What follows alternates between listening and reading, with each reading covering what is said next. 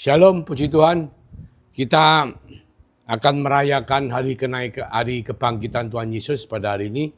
Mari sebelumnya kita akan berdoa, mempersiapkan hati kita untuk mendengarkan firman Tuhan. Terima kasih Tuhan untuk berkat hari ini yang kami boleh terima, di mana kami boleh memperingati kebangkitan Tuhan Yesus yang merupakan kemenangan bagi setiap daripada kita, anak-anaknya. Biarlah firman-Mu berbicara kepada setiap hati kami Tuhan. Kiranya Roh Kudus mengurapi, mempersiapkan hati kami untuk menjadi lahan yang subur. Karena kami percaya ketika firman itu boleh dimeteraikan dalam hati kami. Dan Tuhan akan membuat kami menjadi pelaku-pelaku firman. Maka kehidupan kami akan menjadi seperti yang Tuhan mau. Yang terbaik, yang daripada kami semua akan terjadi. Terima kasih Tuhan. Di dalam nama Tuhan Yesus Kristus, kami mengucap syukur, kami berdoa. Haleluya. Amin. Puji Tuhan, hari ini tentunya setiap daripada kita akan merasakan sukacita yang luar biasa. Karena apa? Karena Yesus telah bangkit. Kita memperingati hampir 2000 tahun yang lalu, Yesus telah bangkit dari kuburnya. Ketika pagi hari murid-muridnya mau memberikan bunga nyekar ya, datang ke kuburannya, ternyata apa? Kuburannya sudah kosong, saudaraku. Bukan dicuri, tapi memang Tuhan Yesus telah bangkit dan itu telah dibicarakan jauh-jauh hari beberapa kali sebelumnya. Bahwa dia akan bangkit pada hari yang ketiga dan dia menggenapi itu. Jadi kita semua tahu bahwa betapa besar kasih Allah akan dunia. Kalau dalam versi Inggrisnya, terjemahan Inggrisnya, God loving the world. Jadi Tuhan sedang mengasihi dunia, bukan kasih dalam bentuk kata benda, tapi dalam bentuk kata kerja sedang mengasihi dunia. Dan itu sedang terjadi. Dan oleh karena kasihnya itu maka dia memberikan anaknya yang tunggal, menjadi korban anak domba Allah untuk menebus dosa setiap daripada kita yang percaya. Sehingga apa? Sehingga barang siapa yang percaya, kita beriman kepada dia dan kita akan mengalami hidup yang kekal bersama-sama dengan dia. Itu menunjukkan betapa dia mengasihi setiap daripada kita, saudaraku. Dan kita semua tahu proses dari perjalanan salib, karya salib itu tidak mudah. Mulai dari Taman Getsemani, di mana Tuhan Yesus mengatakan berdoa kepada Bapa, apabila cawan ini boleh berlalu dari dia, tetapi kehendak-Mu yang terjadi ya Bapa, kata Yesus. Dan Yesus tetap melakukan apa yang harus dia lakukan. Meskipun dia tidak bersalah. Kita semua tahu ketika dia diadili oleh Imam Kayafas, dia tidak bersalah. Dia diadili oleh Pontius Pilatus, dia juga tidak bersalah. Dan karena tidak ada kesalahan yang bisa ditimpakan kepada dia, tapi karena kemauan daripada orang-orang Yahudi, khususnya mereka kaum agamawan ya, agama Judaism atau orang suku Yehuda. Mereka menghendaki Yesus mati supaya mereka tetap bisa mempertahankan status mereka sebagai orang yang paling dihormati. Karena imam besar, imam itu orang yang paling dihormati dalam suku Yehuda, suku Yahudi. Jadi mereka tidak mau itu tergantikan sehingga mereka lebih baik mengorbankan Yesus. Dan akhirnya Yesus kita semua tahu disiksa bahkan sampai akhirnya disalib dan menyerahkan nyawanya di atas kayu salib. Tetapi puji Tuhan kelihatannya sebagai manusia, sebagai dunia, kelihatannya Yesus kalah, tapi secara profetik, secara nubuatan memang Tuhan akan melakukan karya penebusan dosa melalui karya salibnya sehingga apa? Sehingga dosa yang dulu dibuat oleh Adam yang menyebabkan kematian daripada umat manusia, yaitu kehilangan kemuliaan Allah, itu telah dilunasi, diperdamaikan oleh kematian Yesus Kristus di atas kayu salib di bumi. Jadi bukan ditebus melalui sorga, di dalam kemahakuasaannya dia sanggup untuk menebus semua dosa. Tetapi dalam kesetiaan dan keadilan dia menebus dosa yang dibuat di bumi dengan pengorbanan yang terjadi di bumi. Bahkan dia rela untuk menjalani sebagai anak domba Allah, dijadikan kurban sembelihan meskipun dia tidak bersalah. Karena sebagai domba sembelihan, sebagai kurban persembahan, dia harus tidak bercacat, saudaraku. Kita katakan bahwa Yesus adalah sepenuhnya manusia, tetapi dia juga tidak pernah berbuat dosa. Sehingga ketika dia menerima dosa daripada semua umat manusia jatuh tertimpa dalam tubuhnya di atas kayu salib. Maka dia mengatakan, Eloi, Eloi, lama sabachthani, yang berarti apa? Tuhan, Tuhan, Allah, Allah, kenapa engkau meninggalkan aku? Karena pada waktu itu tubuhnya menerima semua dosa daripada umat manusia. Dan pada saat itu, oleh karena kekudusan daripada Allah Bapa, maka dia harus terpisah daripada Allah Bapa pada saat itu juga. Tapi setelah dia menyerahkan nyawanya, dia mati, dan dia berada di salib di alam bawah, di alam kubur ya selama 3 hari, dan hari ketiga dia bangkit, saudaraku. Dan hari ini kita merayakan kebangkitan. Kita merayakan betapa besar kasih Allah akan dunia. Karena dengan kebangkitannya Yesus pada hari yang ketiga, maka sengat maut telah dikalahkan dan bukti kasih Kristus telah dinyatakan. Bahkan kita kalau baca di Yohanes 14 ayat 6 dikatakan, kata Yesus kepadanya, akulah jalan dan kebenaran dan hidup. Tidak ada seorang pun yang datang kepada Bapa kalau tidak melalui aku. Jadi tidak ada satu pun dari kita bisa ketemu dengan Bapa kalau kita tidak melalui Yesus. Dan kalau kita tidak bisa ketemu Bapa berarti apa? Tidak ada pengampunan. Karena pendamaian antara dosa manusia itu ditujukan agar supaya manusia ini bisa ketemu dengan Bapa. Kalau kita bicara perjanjian lama, orang yang menebus dosa membawa korban sembelian, dan korban itu disembelih dan dibawa oleh imam besar masuk ke ruang kudus, bahkan sampai ke ruang Maha Kudus, supaya apa? Supaya di ruang Maha Kudus darah curahan daripada anak domba sembelian itu disaputkan di atas tutup tabut pendamaian, supaya apa? Dosanya diperdamaikan dengan Allah Bapa, maka Bapa langsung bisa bertemu dengan imam besar dan berkata-kata.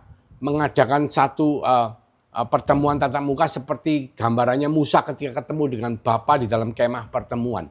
Jadi tanpa kita bisa menemukan Bapa, tidak ada pengampunan dosa.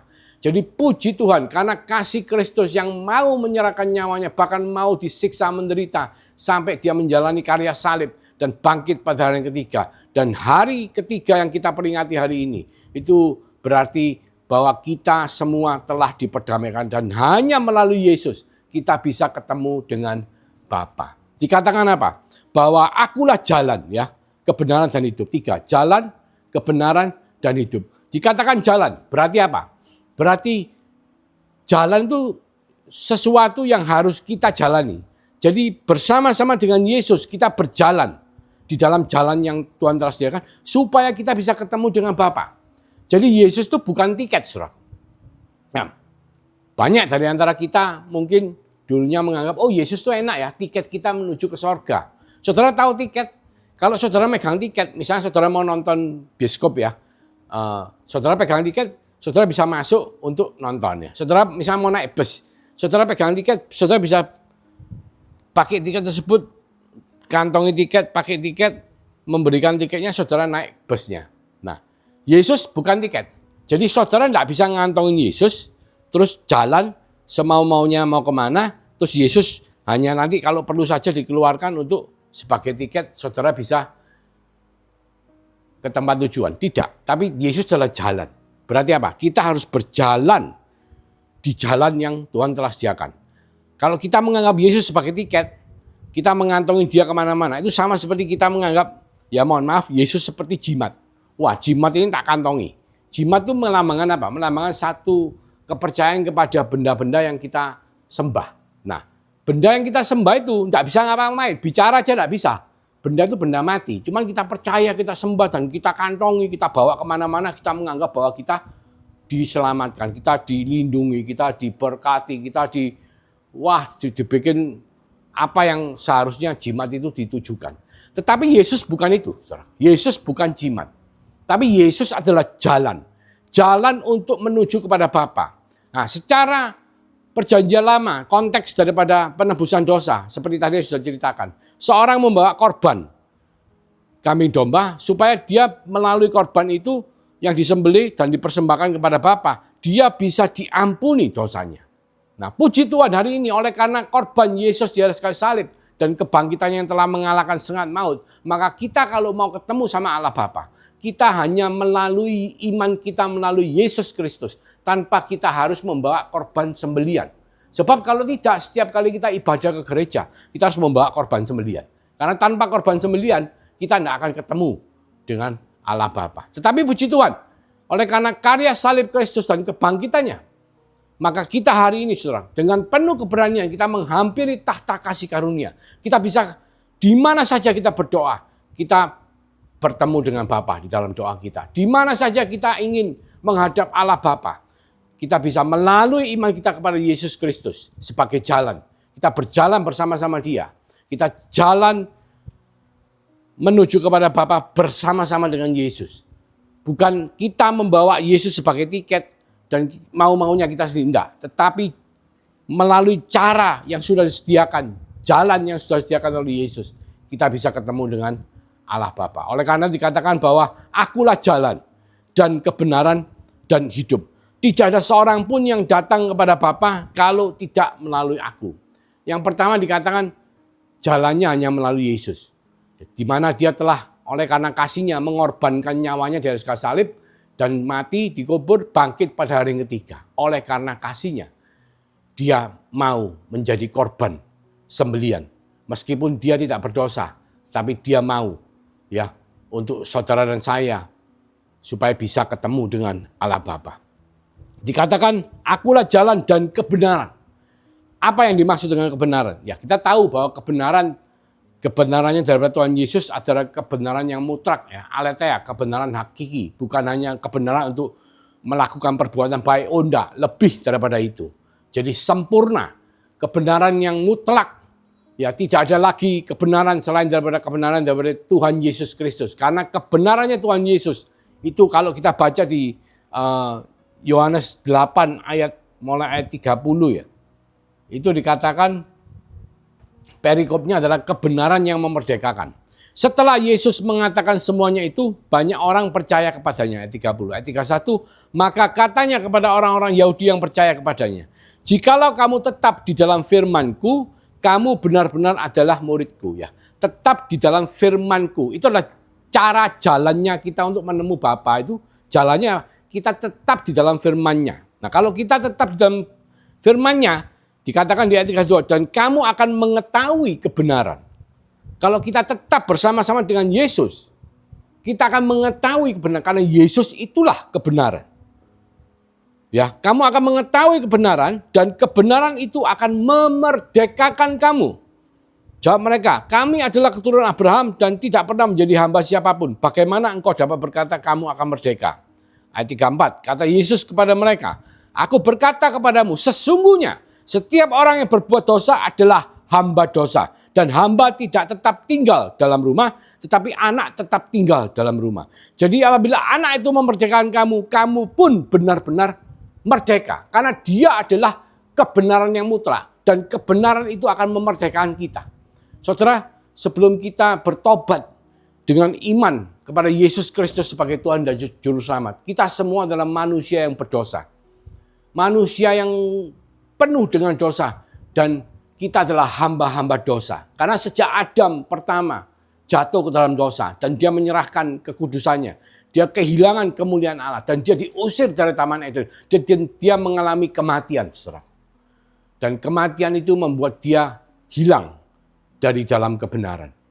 Tetapi Yesus Kristus sebagai kebenaran yang mutlak, dia datang oleh karena kasih Bapa kepada kita semua. Dia datang mau menjalani 33 kurang lebih 33,5 tahun di bumi menjadi manusia. Dia yang setara dengan Allah Bapa. Dikatakan iso, itu setara di dalam kualitas dan setara di dalam kuantitas. Sama plek seperti Allah Bapa.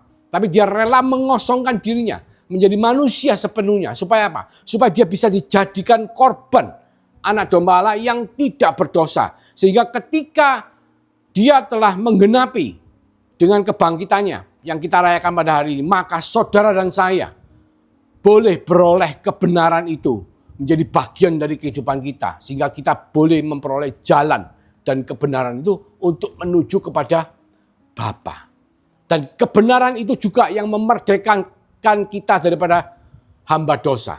Karena apa? Ketika kita masih hidup di dalam kerajaan yang gelap, maka kita adalah manusia-manusia yang berdosa. Meskipun saudara mungkin baru lahir, ya, Misalnya saudara waktu hari pertama, jam pertama saudara lahir dari rahim ibu, rahimnya mama ya, itu saudara sudah kategori sebagai manusia yang berdosa karena dosa keturunan. Keturunan daripada Adam dan Hawa. Karena dosa pertama yang dibuat oleh manusia adalah semuanya berdosa. Dan puji Tuhan, oleh karena kasih Yesus kepada saudara dan saya, maka ketika kita beriman kepada Yesus Kristus sebagai Tuhan dan Juru Selamat, maka kita telah ditebus dari dosa-dosa kita, diperdamaikan dengan Allah Bapa, dan kita dipindahkan dari kerajaan maut ke dalam kerajaannya yang terang. Jadi saudara memperoleh kebenaran itu adalah sebagai pembebasan saudara yang memperdekakan kita dari hamba dosa. Karena apa saudara? Upah dosa adalah maut. Tetapi puji Tuhan, hari ini kita peringati bahwa sengat maut telah dikalahkan oleh Yesus. Karena kasih Yesus kepada saudara dan saya. Dan respon kita dalam bentuk iman kita kepada Dia. Sebagai Mesias, Sang Juru Selamat, Sang Penebus, Sang Pendamai. Mediator kita dengan Allah Bapa.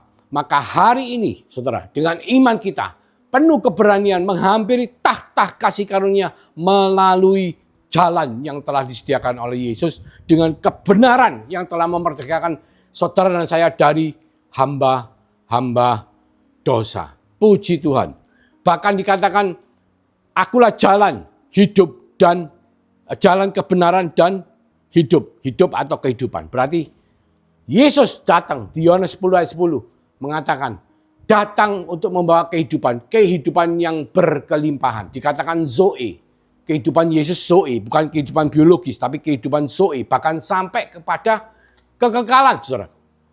Jadi apa yang Tuhan Yesus bawa, janjikan, apa yang kita pegang dalam kehidupan kita, mulai ketika saat kita beriman kepada Yesus Kristus adalah hidup yang kekal sampai selama-lamanya. Bukan hanya hidup, sekedar hidup, meskipun Tuhan menjanjikan hidup yang berkelimpahan, berarti apa? Saudara dan saya dipilih oleh Tuhan, dijadikan anak-anaknya, diberkati untuk menjadi berkat. Mulai dari hidup sekarang kita yang fana di bumi, bahkan sampai hidup kekal selama-lamanya di sorga. Saudara tahu bahwa ketika nanti kita pulang ke sorga bersama-sama dengan Tuhan, dan pada hari Tuhan, Tuhan akan datang menjemput umatnya, baik yang sudah mati maupun yang masih hidup akan ketemu di udara, terjadi pertemuan di udara, dan kita semua akan bersama-sama dengan Yesus Kristus memerintah di bumi dalam kerajaan 1000 tahun damai. Dan saudara, bukan sampai di situ saja saudara, setelah habis 1000 tahun damai, bahkan akan ada Yerusalem baru, langit baru, bumi baru, saudara dan saya akan bersama-sama dengan Tuhan Yesus untuk mengalami kehidupan yang kekal. Itu semua kita bisa alami, kita bisa terima. Karena begitu besar kasih Allah kepada kita yang mau menurunkan Yesus Kristus anaknya yang tunggal untuk menjadi korban anak domba Allah, disembelih, mati di atas kayu salib, bangkit pada hari ketiga. Sehingga kasih Yesus yang membuat kita semua yang percaya kepada Dia boleh mengalami hidup kekal bersama-sama dengan Dia. Memerintah bersama-sama dengan Yesus sebagai orang-orang kudusnya, saudaraku. Bahkan ada satu ayat yang begitu luar biasa. Kita semua mau tidak mau harus mengerti mengenai ayat ini. Dikatakan di Roma 8 ayat 33. Siapakah yang akan menggugat orang-orang pilihan Allah? Allah yang membenarkan mereka. Siapakah yang akan menghukum mereka? Kristus Yesus yang telah mati, bahkan lebih lagi yang telah bangkit dan yang juga duduk di sebelah kanan Allah, yang malah menjadi pembela bagi kita. Siapakah yang akan memisahkan kita dari kasih Kristus? Penindasan atau kesesakan atau penganiayaan atau kelaparan atau ketelanjangan atau bahaya atau pedang? Seperti ada tertulis, oleh karena engkau kami ada dalam bahaya maut sepanjang hari. Kami telah dianggap sebagai domba-domba sembelian. Ini ceritanya Rasul Paulus, saudaraku. Tetapi dalam semuanya itu kita lebih daripada orang-orang yang menang. Oleh Dia yang telah mengasihi kita. Ayat 38. Sebab aku yakin bahwa baik maut maupun hidup, baik malaikat-malaikat maupun pemerintah-pemerintah, baik yang ada sekarang maupun yang akan datang, atau kuasa-kuasa, baik yang di atas maupun yang di bawah, ataupun sesuatu makhluk lain, tidak akan dapat memisahkan kita dari kasih Allah yang ada dalam Kristus Yesus, Tuhan kita. Jadi kita semua tahu bahwa tidak ada apapun yang bisa memisahkan kasih Allah yang ada dalam Kristus Yesus Tuhan kita dengan kita. Jadi ada jaminan keselamatan. Ketika kita beriman, kita mengalami kelahiran baru di dalam Dia. Dia tidak akan melepaskan kita, saudara. Kasih-Nya tidak akan lepas dari dalam kehidupan kita.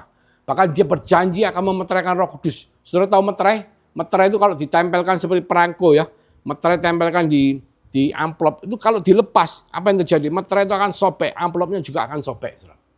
Gambarannya adalah kasih Allah itu begitu besar. Dan tidak ada apapun yang bisa mengalahkan kasih Allah terhadap kita.